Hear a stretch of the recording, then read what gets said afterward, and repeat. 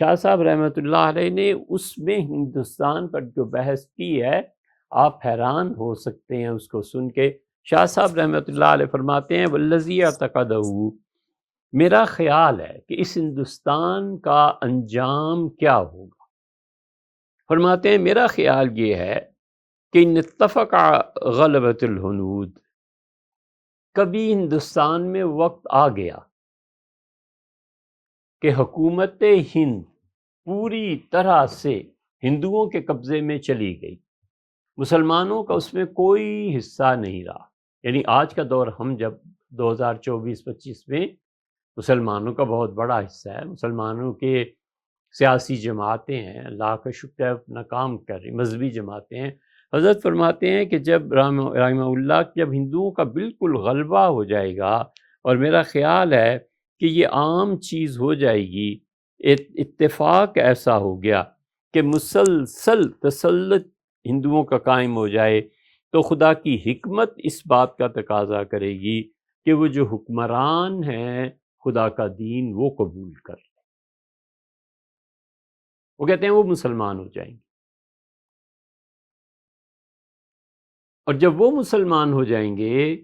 تو پھر اسلامی قوانین اور اسلام کی چیزیں ان نو مسلموں کے ذریعے ہندوستان میں نافذ ہوں گی۔ یہ بالکل شاہ صاحب رحمۃ اللہ علیہ کا کہنا ایسے ہی ہے۔ ہم غور کرتے رہے کہ شاہ صاحب رحمۃ اللہ نے اتنی بڑی بات ارشاد فرمائی ہے، پھر اب آپ کو یاد آیا ہم نے جو ہلاکو خان وغیرہ کی بات کی تھی نا، کہ ہے عیاں شورش ہے عیاں مل گئے کعبے کو نگہبان صنم خانے سے، ہے عیاں یورش تاتار کے افسانے سے، مل گئے کعبے کو نگہبان صنم خانے سے۔ شاہ صاحب کا مطلب یہ ہوا کہ کبھی تاریخ پلٹا لے گی، اور جس طرح چنگیز اور یہ سارے لوگ انہوں نے بغداد تباہ کر دیا، سب تباہیاں مچ گئیں، ٹھنڈے ہو گئے، اور اللہ کی شان ہے کہ تاریخ پلٹی، اور پھر وہ جو لوگ آئے تھے مارنے کے لیے وہی محافظ بن گئے۔ تو ان کا خیال ہے، حضرت نے اس کا ذکر نہیں کیا، یہ ہم اپنے پاس سے سوچ رہے تھے۔ ایک مرتبہ مدت ہوئی کہ شاہ صاحب رحمۃ اللہ علیہ کی کوئی تاریخ میں نظیر ملتی ہے، تو اچانک ذہن میں آیا کہ ہو یہ جو کچھ ترکوں کے ساتھ ہوا تھا، شاید شاہ صاحب رحمۃ اللہ علیہ کا خیال یہ، شاہ صاحب رحمۃ اللہ علیہ کی یہ جو بات ہے، غالباً یہ اسی کا ایک مرتبہ پھر ظہور عین ممکن ہے کہ کبھی ہو، اور اللہ تعالیٰ اسلام کے غلبے کا کوئی صورت اس کی کرے۔ یہ تعبیر شاہ ولی اللہ رحمۃ اللہ علیہ کی بہرحال اس سے بہتر ہے جو ہمیں دھوکے دیتے پھرتے ہیں کہ بس غزوہ ہند ہونا ہے، جو ہمیں دھوکے دیتے پھرتے ہیں کہ بس واجپائی گرفتار کر لیا جائے گا، آئے گا اس کے پاؤں میں بیڑیاں پڑی ہوں گی،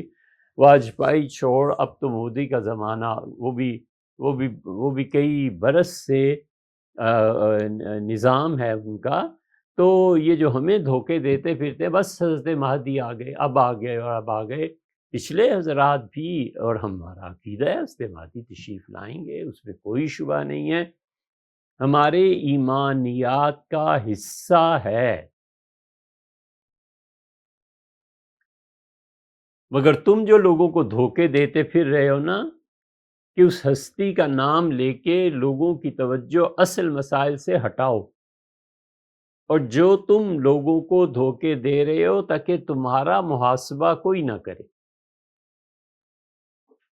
اور مسلمان پیچھے رہیں اور بس بیٹھے رہیں اب حضرت مہدی کے انتظار میں، اور کوئی کام دنیا میں رہ نہیں نہ گیا۔ اس لیے ہمارے عقیدے میں شامل ہے حضرت مہدی تشریف لے آئیں، سلام کرے، حضرت سے بیعت ہو جائے، حضرت سے اجازت لے کہ حضرت میں اپنی ٹیکنالوجی پڑھ رہا ہوں